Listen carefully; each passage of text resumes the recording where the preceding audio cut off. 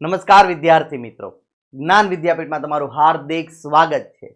હું છું તમારા ગણિત વિષયનો શિક્ષક મયુર સર.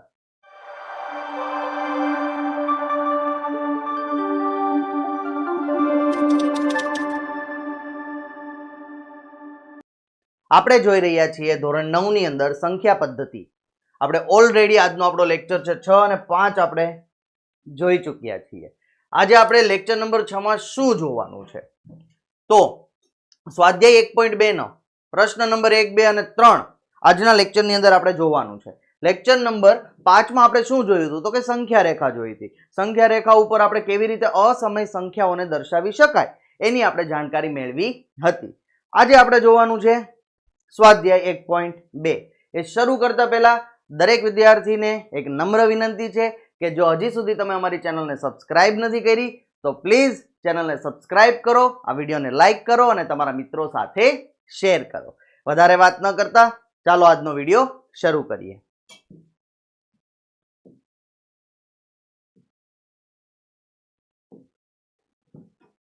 ચલો સ્વાધ્યાય 1.2 પ્રશ્ન નંબર 1 શું કીધું છે? તો કે નીચેના વિધાનો સત્ય છે કે અસત્ય કારણ સહિત ઉત્તર આપવાના છે. આપણે ઓલરેડી આ વસ્તુ કરી ચૂક્યા છીએ ને? યસ, આપણે આ ઓલરેડી વસ્તુ ક્યારે કરી ચૂક્યા છીએ? તો કે આગળના સ્વાધ્યાયમાં અને ઉદાહરણમાં પણ કરી ચૂક્યા છે. એના માટે આપણે શું કરવાનું હોય? એના માટે આપણે યાદ રાખવાની હોય સંખ્યાઓ. કે પેલી કઈ આવે? તો આપણને ખબર છે પેલી આવે પ્રાકૃતિક, પછી કઈ આવે પૂર્ણ, એના પછી કઈ આવે પૂર્ણાંક, ચાલો એના પછી કઈ આવે સમય સંખ્યા, એના પછી કઈ આવે અસમય સંખ્યા અને એના પછી કઈ આવે તો કે વાસ્તવિક સંખ્યા. આપણે જોયું એમ આ વન વે છે, અહીંયાથી આવી રીતે જતું હશે તો વિધાન સત્ય હશે, પણ જો જરા પણ આવી રીતે જતું હશે ઉલટું તો વિધાન અસત્ય હશે. ચાલો પહેલું વિધાન વાંચીએ અને જોઈએ કે શું કહે છે. જો પહેલા વિધાનમાં એવું આપ્યું કે દરેક અસમય સંખ્યા, દરેક એટલે કે બધી અસમય સંખ્યા એ વાસ્તવિક સંખ્યા છે. દરેક અસમય સંખ્યા એ વાસ્તવિક સંખ્યા છે. તો આપણો વનવે જ છે. યસ, તો વિધાન કેવું થશે? સત્ય. અહીં લખી નાખવાનું વિધાન સત્ય છે. શું એટલાથી આપણો જવાબ પૂરો થઈ જાય? ના ના ભાઈ, અહીંયા હું લખ્યું કારણ સહિત. તો કારણ આપવું પડશે ને, તો લખીએ કારણ કે વાસ્તવિક સંખ્યા વાસ્તવિક સંખ્યાઓ એ સમય અને અસમય સંખ્યાઓનો સમૂહ છે. એનો મતલબ કે વાસ્તવિક સંખ્યા બને જ છે સમય સંખ્યા અને અસમય સંખ્યા બંને મિક્સ થવાથી, તો એમાં બધી અસમય સંખ્યા આવી જ જશે. ચાલો એના પછીનું વિધાન જોઈએ. એના પછી આપણે એવું કીધું છે કે સંખ્યા રેખા પરનું દરેક બિંદુ, સંખ્યા રેખા પરનું દરેક બિંદુ કોઈક પ્રાકૃતિક સંખ્યા એમ માટે વર્ગમૂળમાં એમ સ્વરૂપનું હોય. દરેક પ્રાકૃતિક સંખ્યા માટે એક એમ હોય ને, એને તમે વર્ગમૂળમાં એમ દર્શાવી શકો. દરેક પ્રાકૃતિક સંખ્યા માટે. એનો મતલબ કે પહેલા તો પ્રાકૃતિક સંખ્યા કઈ છે? તો કે 1 થી શરૂ થાય, 1, 2, 3, 4, 5, 6, 7 અનંત સુધી. આ બધાને કેમાં દર્શાવવું છે? સંખ્યા રેખા પર. કેમાં દર્શાવવું છે? સંખ્યા રેખા પર. પણ ક્યાં સ્વરૂપે દર્શાવવું છે? વર્ગમૂળમાં. ચાલો તો આપણે જો વર્ગમૂળમાં 2 દર્શાવી ચૂક્યા છે, વર્ગમૂળમાં 3 દર્શાવી ચૂક્યા છે, વર્ગમૂળમાં 4 દર્શાવી શકાશે? અલા ભાઈ, વર્ગમૂળમાં 4 શું કામ દર્શાવવું છે? અહીંયા તો જો 4 એ 2 નો વર્ગ છે, વર્ગ વર્ગમૂળ કેન્સલ, તો આ તો 2 છે, તો તમે 2 દર્શાવી શકો. 2 ને વર્ગમૂળમાં 4 તરીકે દર્શાવી શકાય નહીં. વર્ગમૂળમાં 4 દોરો તો એ તો સંખ્યા રેખા પરનું કયું બિંદુ આવે? 2. તો દરેક સંખ્યાને નથી દર્શાવી શકાતી. 2 ને દર્શાવી શકાય, 3 ને દર્શાવી શકાય, 5 ને દર્શાવી શકાય, 6 ને દર્શાવી શકાય, પણ જે સંખ્યાઓનું વર્ગમૂળ નીકળતું હશે એવી સંખ્યાઓને આપણે સંખ્યા રેખા પર વર્ગમૂળ એમ તરીકે નહીં દર્શાવીએ, કારણ કે ઓલરેડી વર્ગમૂળ નીકળી જાય છે તો એને એવી રીતે દર્શાવશું તો દરેક સંખ્યા માટે શક્ય નથી.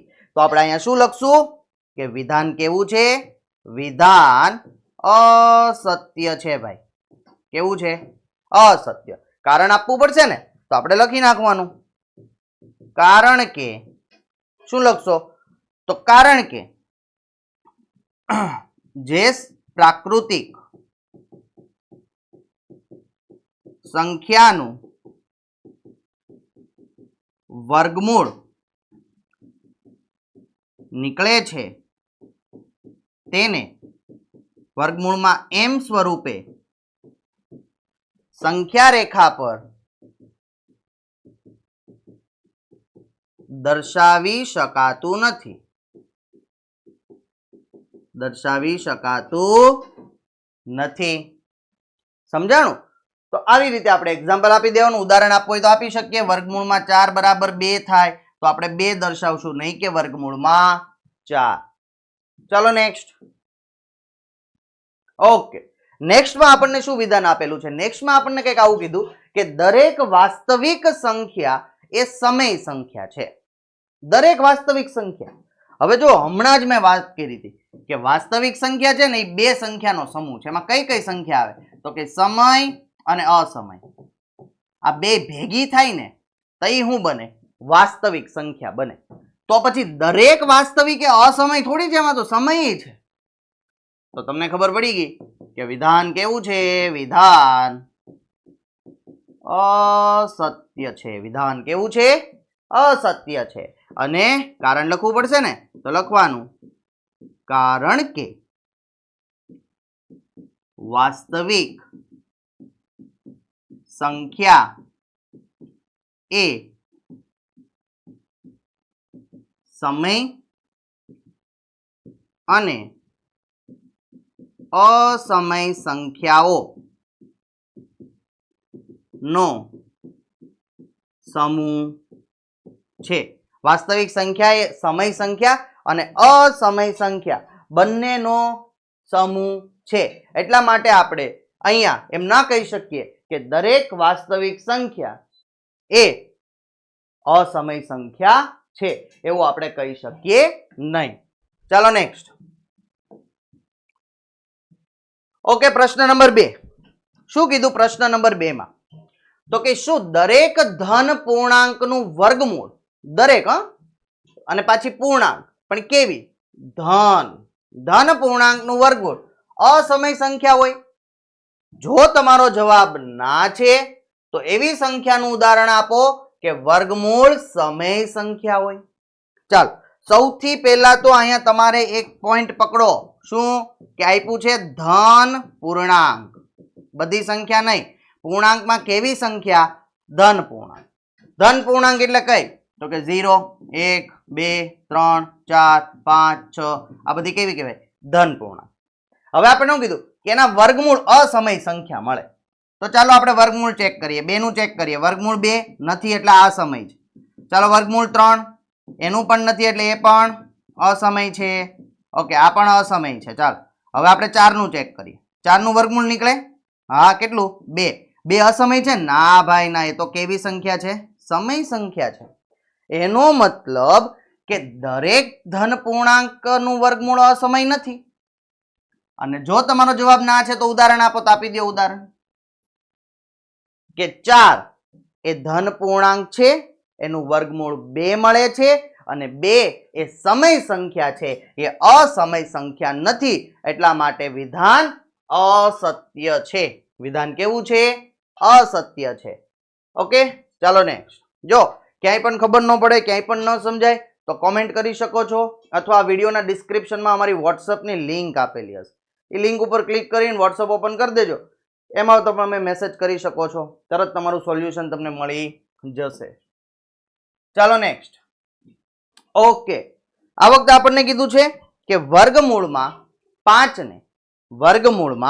5 ને સંખ્યા રેખા પર કેવી રીતે દર્શાવી શકાય? આપણે ઓલરેડી 2 ઉદાહરણ 5મા લેક્ચરમાં જોયા. વર્ગમૂળમાં 2 દર્શાવ્યું હતું, વર્ગમૂળમાં 3 દર્શાવ્યું હતું. પણ આ વખતે આપણને કીધું છે વર્ગમૂળમાં 5 દર્શાવવાનું. વર્ગમૂળમાં 5 દર્શાવવા માટે આપણે સૌથી પહેલા શું કરવું પડે? પાયથાગોરસનો પ્રમેય લગાડવો પડે. સૌથી પહેલું કામ ઈ કરવાનું. એટલે છે ને, અહીં આપણે પાયથાગોરસનો પ્રમેય લગાડ્યો. એક સરસ મજાનું કાટકોણ ત્રિકોણ દોરી નાખ્યું અને થોડોક કલર ચેન્જ કરીએ તો તમને પણ મજા આવે. આને નામ આપી દીધું એ બી સી. કર્ણ ઉપર મારે વર્ગમૂળમાં 5 જોઈએ છે. ઓકે, ચાલો અહીંયા આપણે સૂત્ર લખી નાખીએ. તો કે બીસી સ્ક્વેર કર્ણનો વર્ગ બરાબર બીજી બે બાજુ કઈ વધી? એ બી નો વર્ગ એસી નો વર્ગ, બાકીની બે બાજુઓના વર્ગનો સરવાળો.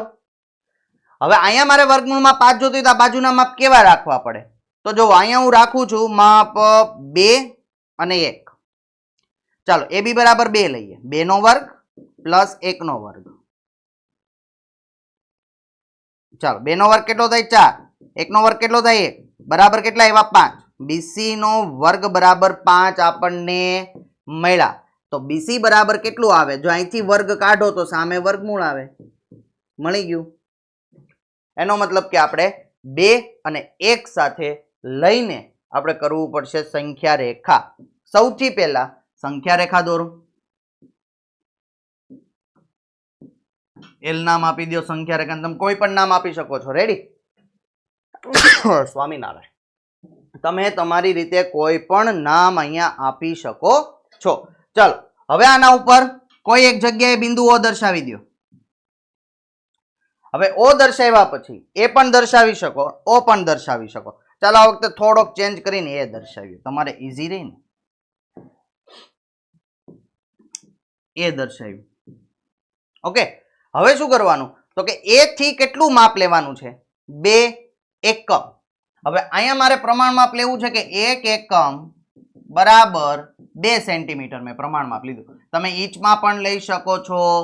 ઓકે, પ્રમાણ માપ તમે તમારી રીતના કોઈ પણ લઈ શકો, બસ ખાલી એને મેન્શન કરવું જરૂરી છે કે ભાઈ મેં આ પ્રમાણ માપ લીધું. તો અહીંયા 2 છે એકમ, 1 એકમ બરાબર 2, તો 2 એકમ બરાબર કેટલું? 4. તો 4 સેન્ટીમીટર દૂર મેં એક બિંદુ બી દર્શાવ્યું. ઓકે, અહીંયા લખી નાખ્યું 4 સેન્ટીમીટર. આ બે વચ્ચેનું માપ થઈ ગયું. જો એ બી મળી ગયું. હવે આપણે શું દોરવું છે? એસી. એસી માટે તો આપણે 90 ડિગ્રી, એટલે અહીંથી આપણે એક 90 ડિગ્રી લાઈન ડ્રો કરવી પડે. હવે અહીંયાથી એક આપણે 90 ડિગ્રી લાઈન ડ્રો કરવી હોય તેના માટે આપણે કોણ માપકની જરૂર પડે. તમે તમારી રીતે સ્કેલથી પણ કરી શકો, પણ કોણ માપક હોય 90 નો ખૂણો લઈ શકતા હોય અને વ્યવસ્થિત થતું હોય તો આપણે એ જ કરવાનું. ઓકે, જોઈએ થોડીક ત્રાસી થઈ છે તો મેં કીધું ભૂસી નાખીએ. હજુ મારી પાસે તો અહીંયા કંઈ સ્કેલ કે કંઈ છે નહીં, એટલે હું મારા અંદાજાથી આવી રીતે, આ તો વધારે ત્રાસી થઈ ગઈ કરીને, પણ હું મારા અંદાજાથી આવી રીતે દોરું છું કે નીચે અડી જાય. ચાલો હાલશે. આને મેં કહી દીધું ભાઈ આ 90 ડિગ્રીએ દોરી છે. કેટલા ડિગ્રીએ દોરી? 90. પરફેક્ટ 90 હોવી જોઈએ. હવે શું કરવાનું? હવે આપણે કેટલું માપ લેવું છે? 1 એકમ. 1 એકમ બરાબર 2 સેન્ટીમીટર. લઈ લ્યો અહીંયા 2 સેન્ટીમીટર માપ. આ લીધું મેં 2 સેન્ટીમીટર. આને કહી દો બિંદુ સી. એ સી ને જોડી દો. જોડી દીધું. હવે લઈ લ્યો પરિકર. પરિકરને રાખો એ પર, પેન્સિલની અણી રાખો સી પર, એટલે એસી જેટલું માપ લીધું. પરિકર એ પર અને સી પર પેન્સિલની અણી, અને પછી પરિકર વડે સી પરથી સંખ્યા રેખા પર સરસ મજાની ચાપ દોરી નાખવાની, અને એ ચાપ જ્યાં સંખ્યા રેખાને છેદે ત્યાં વર્ગમૂળમાં 5 દર્શાવી દો. કેટલું ઈઝી છે. આ રીતે તમે કોઈ પણ સંખ્યા રેખા પર દોરી શકો છો. ઓકે, તો આ હતું આપણે વર્ગમૂળમાં 5 અસમય સંખ્યા. જ્યારે પણ તમને કોઈ પણ અસમય સંખ્યા પૂછે તો તમારે માત્ર શું કરવાનું? પેલા પાયથાગોરસનો પ્રમેય લગાડવાનો છે. આજે હું તમને હોમવર્કમાં એક આપું છું. હોમવર્કમાં છે ને તમે લોકો વર્ગમૂળમાં 10 દર્શાવો. ચાલો વર્ગમૂળમાં 10 ને દર્શાવી એનો ફોટો વોટ્સઅપ કરો મને કે સર મને આવડી ગયો. ઓકે, એટલે જેટલા વિદ્યાર્થીઓ ટ્રાય કરે એનો ફોટો પાડીને મને વોટ્સઅપ કરી દેવાનો. સર વોટ્સઅપ નંબર આ વિડીયોના ડિસ્ક્રિપ્શનમાં છે જ ભાઈ. વોટ્સઅપ ઉપર ક્લિક કરશો એટલે અમારું વોટ્સઅપ ખુલી જાય. એમાં મને ફોટો મોકલો કે સર જો વર્ગમૂળમાં 10 અમે પરફેક્ટ દોરી છે કે નહીં. ઓકે, તમારો આન્સર આપવામાં આવશે જે પણ તમે મોકલો ને એનું. ચાલો નેક્સ્ટ. ઓકે, તો આજનું આપણું સ્વાધ્યાય 1.2 અહીંયા સુધી જ હતું, પૂરું થયું છે. જતા જતા 1 મિનિટ ઉભા રહ્યો. શું કરવાનું છે? યસ, જે મિત્રો નવા છે હજી સુધી ચેનલને સબસ્ક્રાઇબ નથી કરી તો પ્લીઝ કરી દો, આ વિડીયોને લાઈક કરો અને તમારા મિત્રો સાથે શેર કરો. અને સબસ્ક્રાઇબની બાજુમાં છે ને એક નાનું એવું અહીંયા બેલ આઇકોન આપેલું હોય, અહીંયા એ બેલ આઇકોન ઉપર ક્લિક કરી નાખવાનું. એટલે જેવો વિડીયો હું અપલોડ કરું ને તમને નોટિફિકેશન મળી જાય કે મયુર સરે વિડીયો અપલોડ કર્યો છે. એટલે તમારે રાહ જોવી પડે નહીં, તમારે સર્ચ ન કરવું પડે વારા ઘડીએ ક્યારે સર વિડીયો મૂકશે, તમને સામેથી નોટિફિકેશન મળે. એટલે બેલ આઇકોન દબાવી દેવાનું. આજનું અહીંયા સુધી. Thank you for watching.